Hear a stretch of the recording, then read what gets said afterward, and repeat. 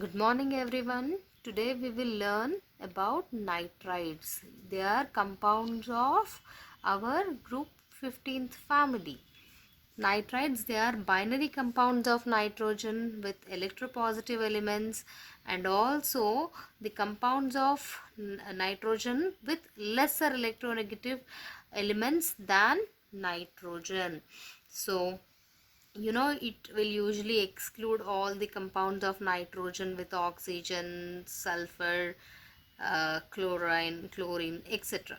So now let us see the classification.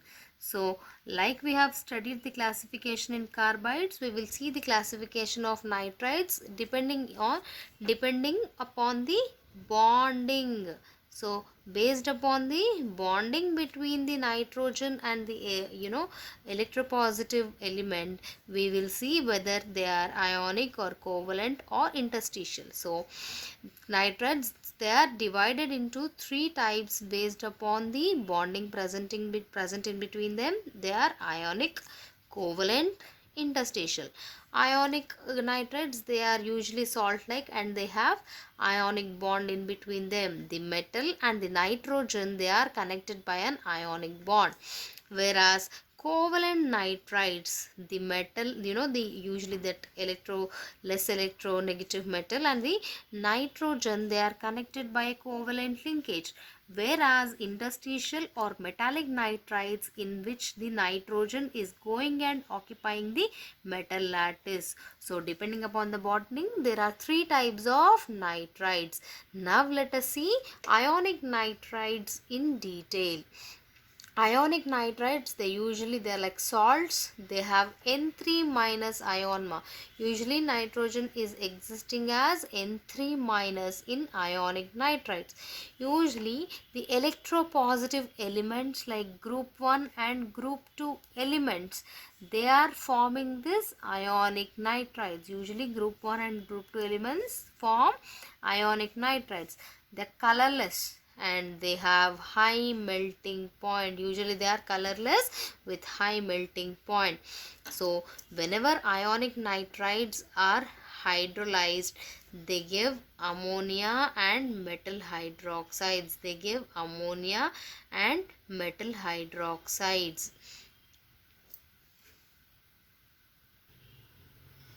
Ionic nitrides upon hydrolysis will give us ammonia and metal hydroxides.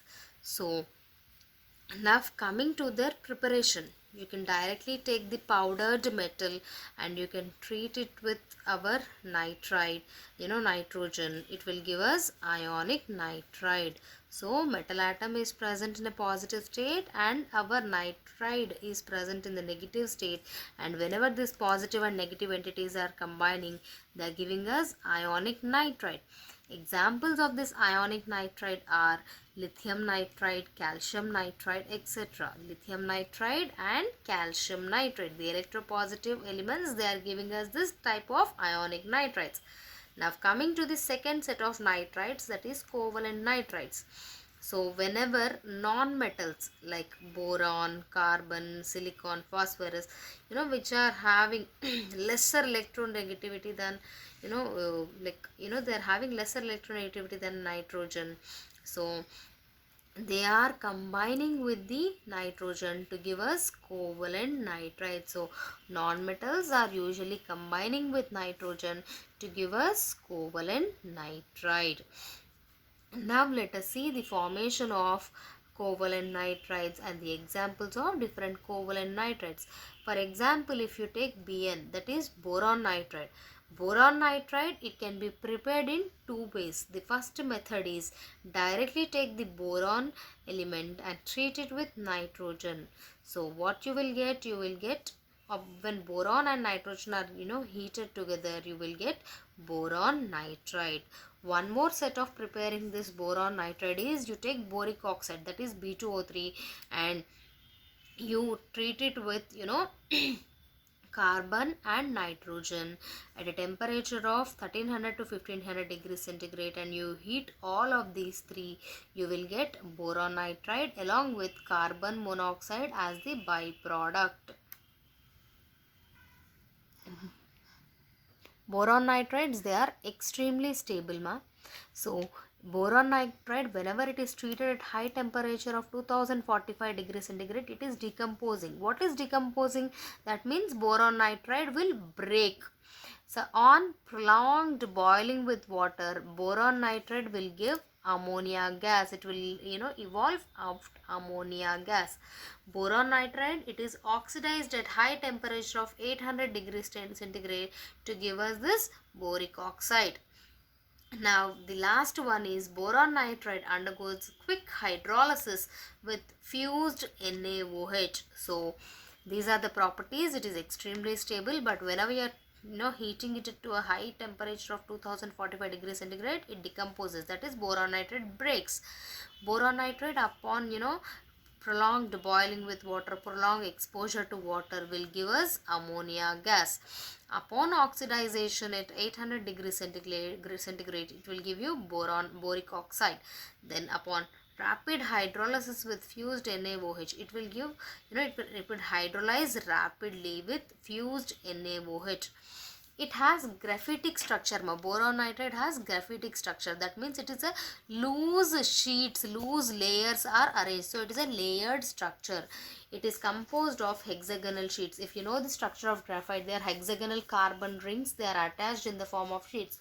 So here also you have hexagonal sheet, but they are composed of alternate boron and nitrogen atoms. They have alternate boron and nitrogen atoms. They are arranged in hexagonal rings. Now the distance between boron and nitrogen atom, this interatomic distance between these two boron and nitrogen atoms is 1.45 angstroms. It is 1.45 angstrom. Whereas if you take two layers of this hexagonal sheets, the gap between them or the distance between them is 3.33 angstroms. The distance between them is 3.33 angstroms. So not only graphitic structure of boron nitride, but even you have cubic boron nitride. Girls, cubic boron nitride, it is called as borazone. It is borazone. This cubic boron boron nitride or borazone, it can withstand high temperature. That means 3500 degrees centigrade up to. So it is thermally stable. It is thermally stable. It is not affected by lower temperature. So this cubic boron nitride is used in the production of industrial tools. It is used in the production of industrial tools. Now let us see one more covalent carbide, that is one more covalent nitride, that is aluminium nitride. So you directly take aluminium metal and treat it with nitrogen gas at a temperature of 800 degrees centigrade. It will result in the formation of aluminium nitride. What you are doing, you are directly taking the aluminium and you are treating it with nitrogen at a temperature of 800 degrees centigrade. This interaction will result in the formation of aluminium nitride. Now we will see what will happen when this aluminium nitride is hydrolyzed. This aluminium nitride upon hydrolysis will give aluminium hydroxide and it will evolve ammonia. Girls, if you see over here, if you take aluminium nitride, Al will be in positive and Nl will be in minus state. So usually what will happen, our water is in H2O. That means you can split it into H plus plus OH minus. So our OH minus will go to our positive Al plus and H will come to this N minus, giving the ammonia gas, and OH minus will combine with aluminium and it will result in the formation of aluminium hydroxide. Now let us continue with the other covalent nitride, that is silicon nitride. The formula for silicon nitride is Si3N4. Si3N4 is nothing but silicon nitride. So this silicon nitride is prepared in two ways, ma. One is directly take the silicon and you treat it with nitrogen gas at high temperature of 1400 degrees centigrade. It will give us silicon nitride. Or else one more method is you take the halide of silica, that is silicon tetrachloride, and you treat it with ammonia. You will see a formation of amine as an intermediate in between. When you are heating that amine will break up to give us silicon nitride. So the first method of preparing is directly take the silicon and you treat it with nitrogen gas at a high temperature of 1400 degrees centigrade, which directly yields us silicon nitride. Whereas there is one more method where you are taking silicon chloride and you are treating it with ammonia gas. It is a two-step process which will yield amine, and this, whenever you are heating this intermediate, it will result in the formation of silicon nitride. Silicon nitride is a stable compound Whenever this silicon nitride is exposed to alkaline hydrolysis, it will give us silicate and ammonia gases evolved. Alkaline hydrolysis means hydrolysis and in the presence of an alkali. So silicon nitride, whenever it is hydrolyzed in the presence of an alkali, it is giving us silicate and ammonia gas is also evolved. Now we have the last set of nitride, that is metallic or interstitial nitride. They are also called as alloy nitrides because they are an amalgam of metal with the nitrogen. So this is formed by transition elements. They are being formed by the combination of nitrogen with transition elements. So what happens over here? Here nitrogen will go and occupy the gaps or spaces present in between the metal lattice. If you have metal lattice, nitrogen atoms are going and occupying the free gaps or spaces in the metallic lattice, and which will result in the formation of metallic nitride. So in general statement is nitrogen, whenever it is inserted into metallic lattice, it is called as metallic nitride. So let us see the preparation. So there are two sets of preparation for the metallic nitrides. Directly take the metal and you treat it with nitrogen gas at a temperature of 1300 degrees centigrade. It will yield metallic nitride. Or else you take the metal and you treat it with ammonia under high temperatures. You heat them under high temperature. That will also yield metallic nitride. So directly you can treat the metal with nitrogen, or else you can treat it with ammonia at high temperatures. The resultant is metallic nitride. These metallic nitrides, they are stable. They also possess metallic luster. That means that shine. Luster is nothing but the metallic shine, and they are acting as conductors. What is conductors? That means they will allow the passage of current through them, and they have inert nature. What is inert nature? They will not react quickly. That means they are stable enough, and they also have high melting points because this nitrogen they are going and inserting, they will increase the melting point.